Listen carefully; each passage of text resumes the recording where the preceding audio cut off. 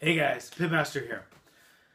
Are you guys as completely confused, discombobulated, frustrated with all of this drug use going on in MMA?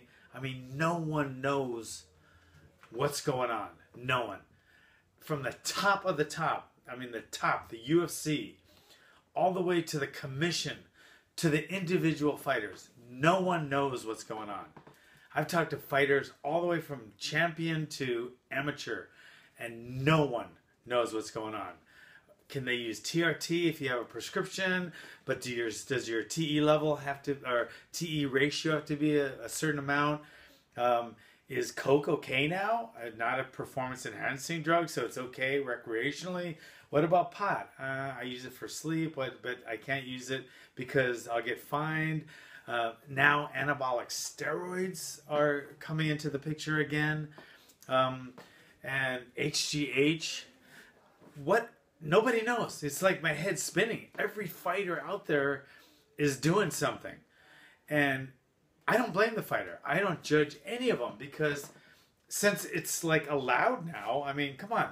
If a guy gets tested in mid-camp for Coke and nothing's done because the commission goes, I don't know what to do, and people are saying it's not a performance-enhancing drug, you can't be serious.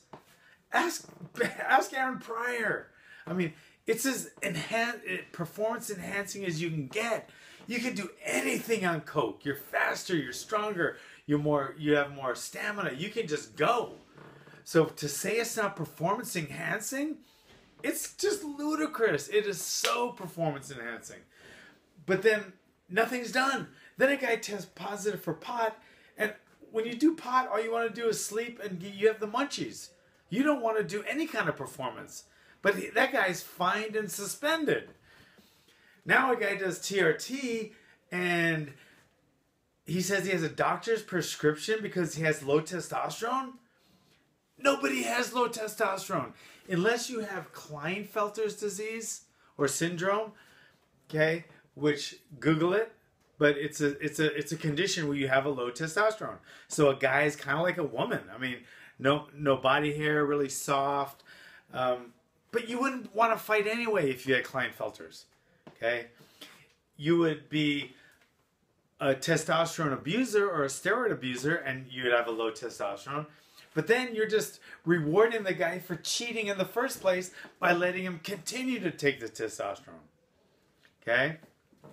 Maybe you've had a head injury and your testosterone is low. A really bad head injury. Guess what? You shouldn't be fighting anyway. And if you're over 60, you might need some testosterone. It tends to drop. But guess what? There's no 60-year-old fighters.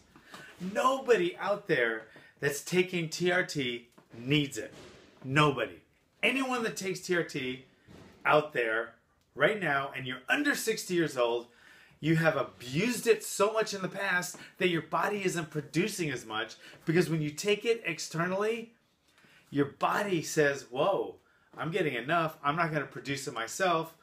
And then all of a sudden you produce less. So when you let a person that's low testosterone because they've been abuser for so long take it more, you're just rewarding him. So what about all the other guys that haven't taken it?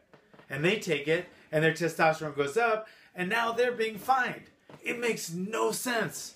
Across the board, it makes absolutely no sense.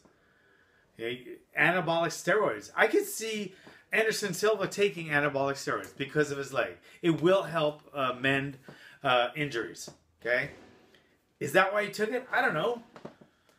Now, Hector Lombard is taking it, and they pulled him from a fight. They knew Anderson Silva had it in his system. They didn't pull him from the fight. So it's so inconsistent. There's no uniformity.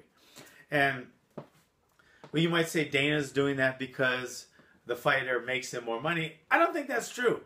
I don't think Dana is really motivated by money. I really don't think at this stage in his life he makes a lot of his decisions on what's going to make the most money right now.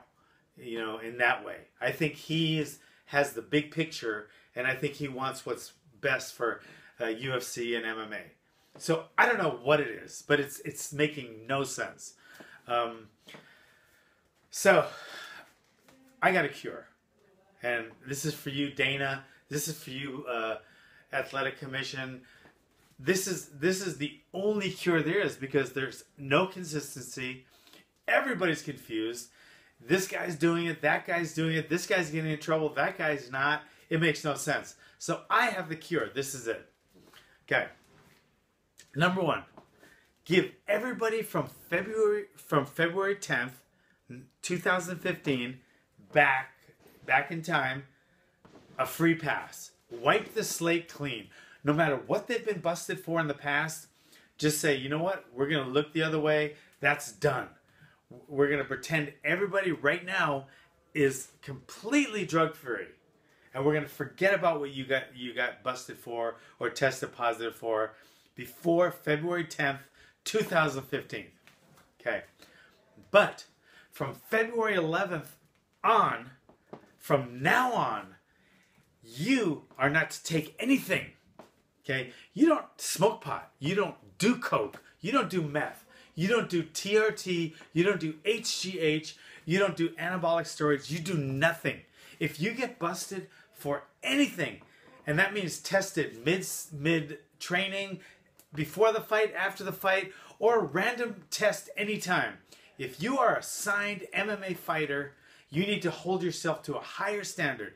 And if you get busted for anything, you are banned for life. For life, you're banned. Is that too harsh? Why, if you think it's too harsh, why? Why do you think anyone needs to take these drugs? They don't. And the only way we'll get a clean playing field is if no one is allowed to do them, and if the only way to stop them is banning them for life. A little suspension here or fine here is not going to work. It's proven. It's proven time and time and time again. It's not going to work. Ban them for life. They never fight again, ever. As soon as you do that, it's going to hurt a few people, but then I guarantee you, every fighter will quit everything, and no one will do it again. Okay? Just ban them for life. Take a stand. Stand up and do it. Okay? The only other way, because there's two ways, is say, do whatever the fuck you want. Take steroids, HGH, anabolic, TRT, take coke, take meth, take ice, anything you want. We're not going to test you anymore. Let all the fighters, it be a free-for-all. That's the second way. Those are the only two ways that will work. Nothing else will. There's no middle ground here. Okay? You decide. What do you think about that idea?